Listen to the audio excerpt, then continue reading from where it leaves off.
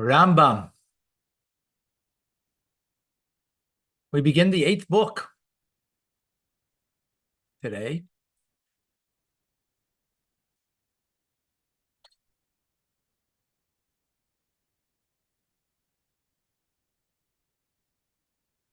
Let's get right into it. 8th book called Sefer HaVodah, service, divine service. Has 9 sets of halachas, and this is their order. Laws of Beis Bechira, which means the house of choosing, which is the holy temple. Laws of Kli HaMikdash, the vessels. Laws of Bias HaMikdash, of going and being in the sanctuary. Laws of Surah Mizbeach, of the prohibitions of the altar. The laws of Maisa Carbonas, of how to do the offerings. Laws of Tmidim Musafim, the daily and continuous and additional services. Laws of Psulim Mikdashim, those things that are invalid for the offerings, Yom Kippurim, the laws of service on Yom Kippur, the laws of Me'ilah, of when you do something inappropriate. Okay, laws of Hilchos Beis Bechira. They contain 6 mitzvahs, 3 positive and 3 negative. They are to erect the sanctuary, not to build the altar of hewn stones, and when it's cut in the place of the right, not to go up the steps onto the altar, to revere the sanctuary, to keep guard about the sanctuary, and not to leave the sanctuary unguarded. These mitzvahs explained in ensuing chapters. Okay. It's a positive commandment to construct a home for God, a house for God, prepare for sacrifice to be offered within. We must celebrate there 3 times a year. It says and as the verse says, and make for me a sanctuary. Okay. The sanctuary is constructed by Moshe. It's already described in the Torah. It was only temporary, as it says in, it's this week's Parsha even. Yeah. For at present, you have not come unto the resting place and the inheritance. Right? In other words, you have a sanctuary in the desert, but that's temporary. After the Jews entered in the land of Israel, they erected a sanctuary in Gilgal during the 14 years in which they conquered and divided the land. So that's what they did 14 years. From there, they went to Shiloh, built a house of stone, and spread the curtain of the sanctuary over it. So the one in the tabernacle, or the Mishkan, right, was made not from stone. It was made from wood planks, right? And it's covered. It was a temporary because we traveled with them.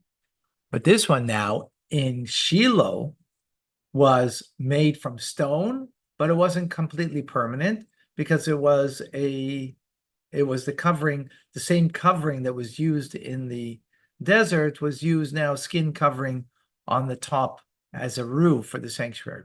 It didn't have a roof. The sanctuary of Shiloh stood 369 years. When Eli died, it was destroyed.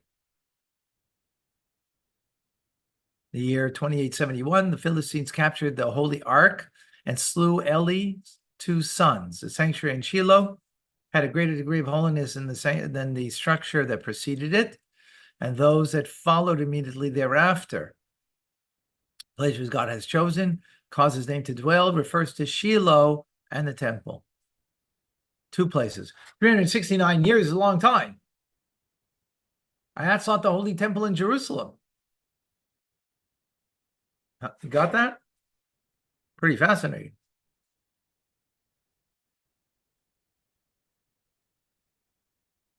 So God did choose his name to dwell there, but not permanently.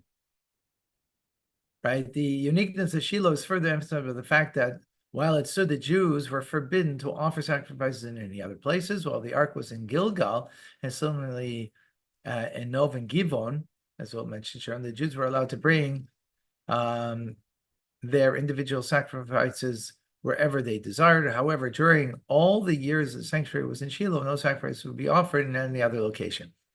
So in other words, it had a greater degree of holiness. Afterwards, they came to Nov. and built a sanctuary in Nov. When the Philistines returned the ark after the 7 months of its captivity, they brought it to Kiryat Yearim. During this time, the sanctuary was constructed in Nov and afterwards in Givon to provide the Jews with a place to centralize worship. However, the ark was not kept there out of fear that it might again be captured by the Philistines. So they built a sanctuary in Nov. It was of stone.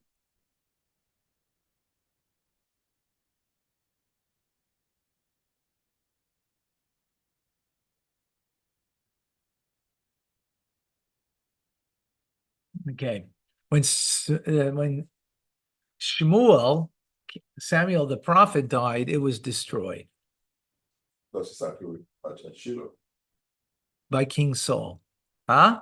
It's not exactly what Shiloh. Nov. Or the one. No, Shiloh was 369. That was when Eli died. It was destroyed, right? The Philistines came, right? No, okay. Now it was in Nov, and it got destroyed. And then they came to Givon, and they built a sanctuary, right? The outskirts of Jerusalem. Sanctuary stood there for approximately 13 years. From Givon, then they came to the eternal structure in Jerusalem in the year 2928. The days of the sanctuary that stood in Nov and Givon were 57 years. 13 years in Givon and 44 years in Nov. Okay? That's a lot of years before Jerusalem. How many years?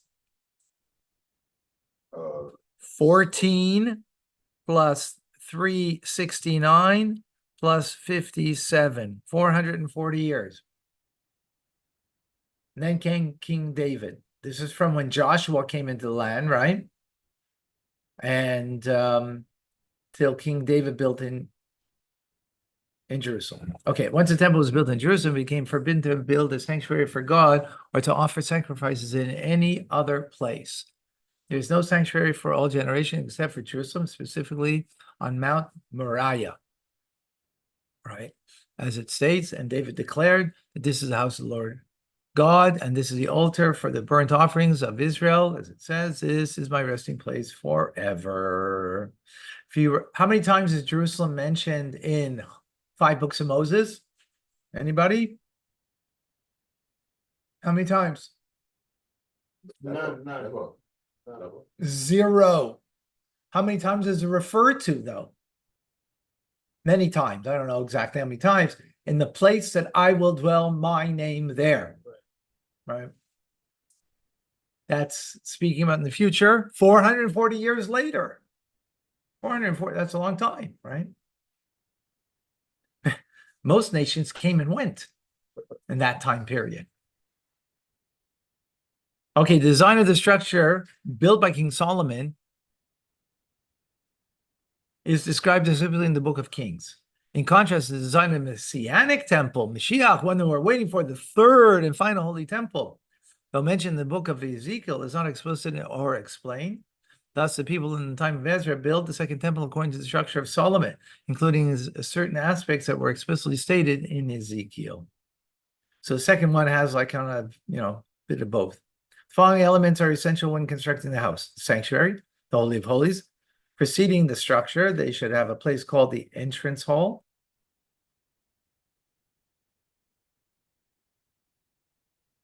Ulam. So Kodesh Kadashim, sanctuary, the sanctuary is called the Kodesh.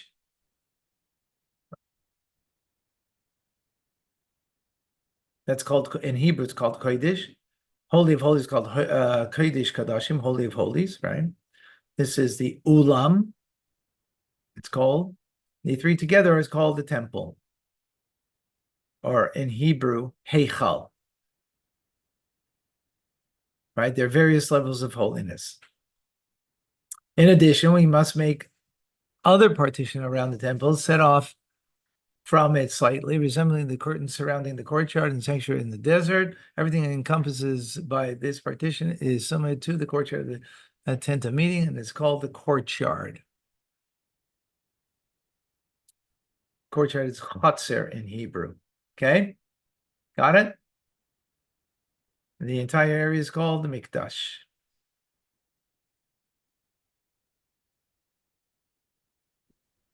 On.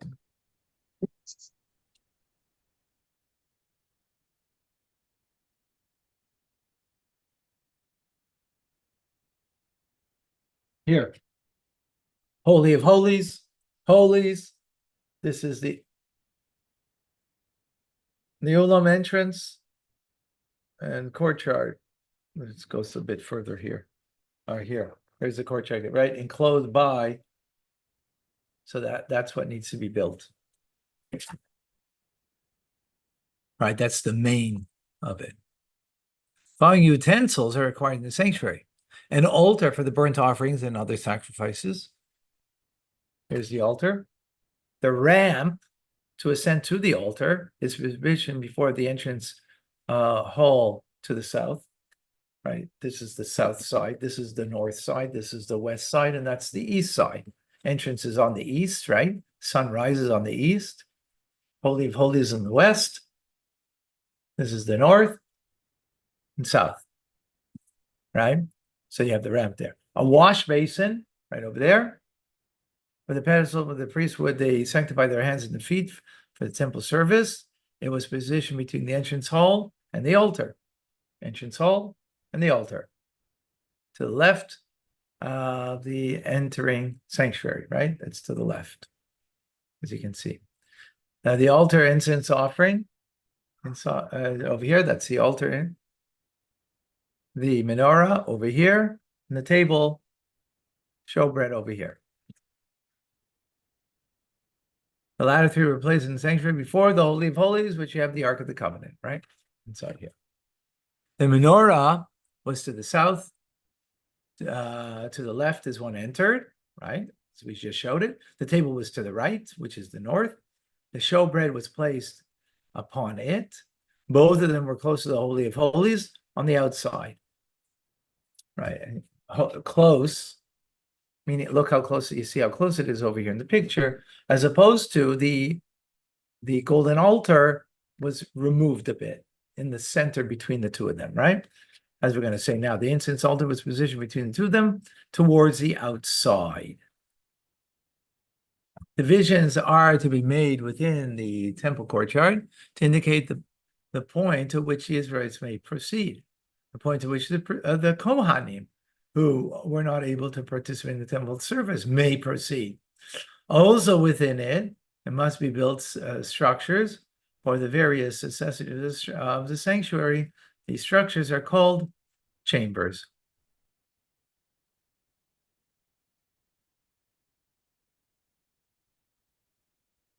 Okay, when we build the temple and the courtyard, we must use large stones.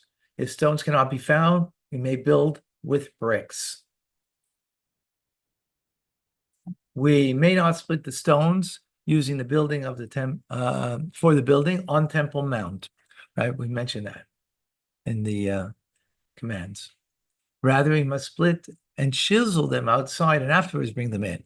As it says, and they brought the great stones, costly stones, to lay the foundation of the house with human stone. Furthermore, it is said, neither hammer nor axe nor tool of iron was heard on the house while it was being built.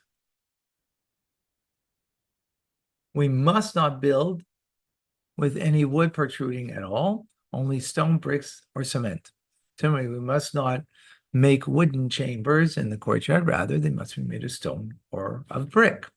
Costly stones were laid on the floor for the entire courtyard. Right? Remember, this is first and second temple, not the sanctuary, not the Mishkan that was in the desert. Right? That was made with wood. The planks were wood. You know, there was no stone for that sanctuary. So stones which are uprooted from their fixture are invalidated, even if they remain in place, since they were impaired. Thus, the Kohanim a Kohen is forbidden to stand upon them during the temple service until they become fixed in the ground again. Right. In other words, if what part of the floor was shaky, when it wasn't firmly implanted, the Kohen couldn't stand on it to do their service. Okay. The most preferable way to fulfill the mitzvah is by strengthening the building and raising it to the utmost degree within the potential of the community as implied to exalt the house of our Lord. They must make it beautiful and attractive according to their potential. It is, if possible, it is a mitzvah to plate it with gold and to magnify all of its aspects. Mitzvah to beautify it as much as you can. We must not build the temple at night, as it says on the days in which the sanctuary was raised up. Our sages interpret the phrase of implying that we must raise it by day and not by night. We must be involved with its building from dawn until the appearance of the stars. Everyone is obligated to build and to assist both personally and financially, both men, women, as in the construction of the sanctuary in the desert. Nevertheless, children are not to be interrupted with their Torah studies. They have to study Torah. The construction of the temple does not supersede the observance of the festivals. And for sure, Shabbos.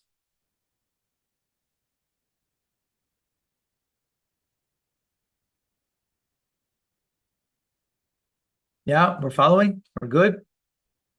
The altar should only be made as a structure of stone. Though the Torah states, and you shall make my altar of earth, that verse is interpreted to mean the altar must be in contact with the earth, not to build it an arch or in a cave or on a cave.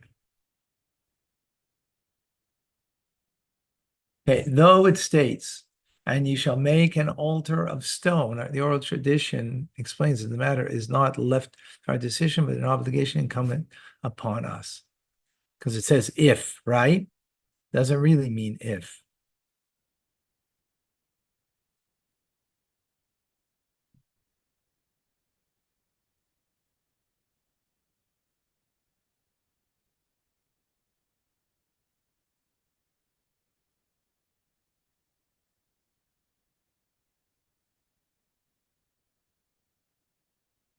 Second. Okay. Any stone which is damaged to the extent that a nail will become caught in it when passing over it, as in the case regarding the soldering knife, is disqualified for the use of the altar or the ramp, right? As it says in the verse, and you shall build the altar with the Lord with whole stones. From where would they bring the stones to the altar? From virgin earth. They would dig until they reach a point where it was obviously never used for tilling or for building. And they would take the stones from there. Alternatively, they would take them from the Mediterranean Sea and build with them. Similarly, the stones in the temple in the courtyard were whole. 15, damaged or split stones from the temple and the courtyard are invalid. They can be redeemed and be used for mundane purposes. Rather, they cannot be redeemed, sorry. Rather, they must be entombed. Every stone that was touched by iron, even though it was not damaged, is disqualified for use in building the altar or the ramp. As it says, by lifting your sword against it, you have profaned it.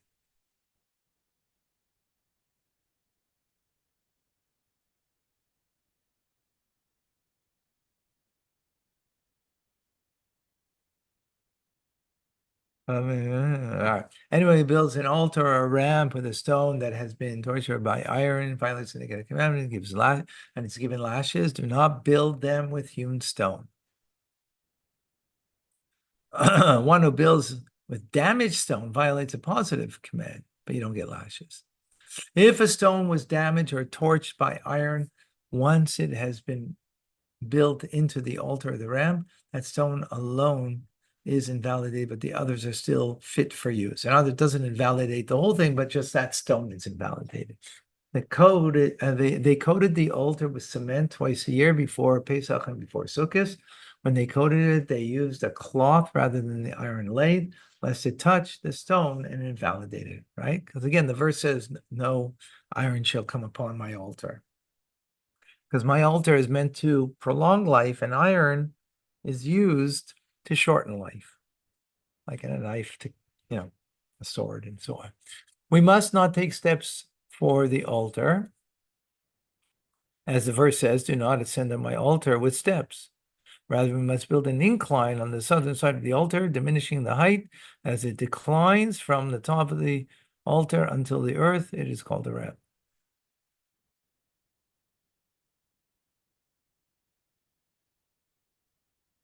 Anyone who ascends the altar with steps violates negative commandment is given lashes. Similarly, anyone who demolishes a single stone from the altar, any part of the building temple, or the floor of the temple courtyard between the entrance hall and the altar, with a destructive intent is worthy of lashes, as it says, you shall not destroy their altars, do not do so to God your Lord.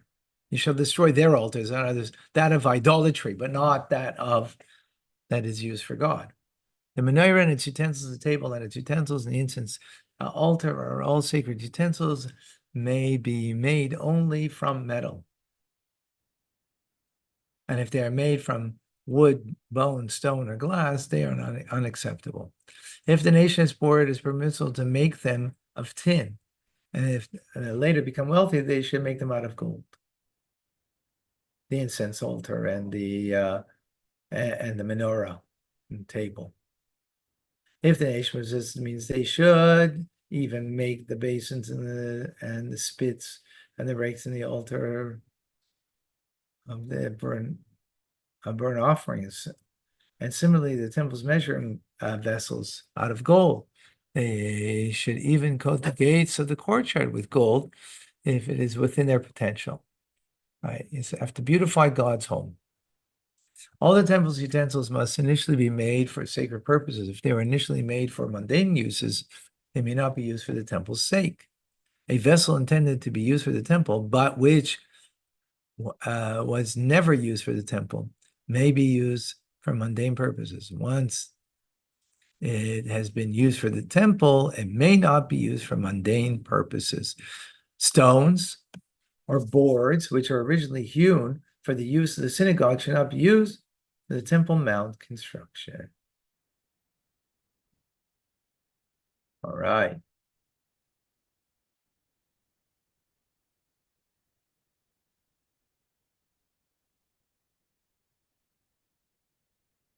All right, first chapter, book 8.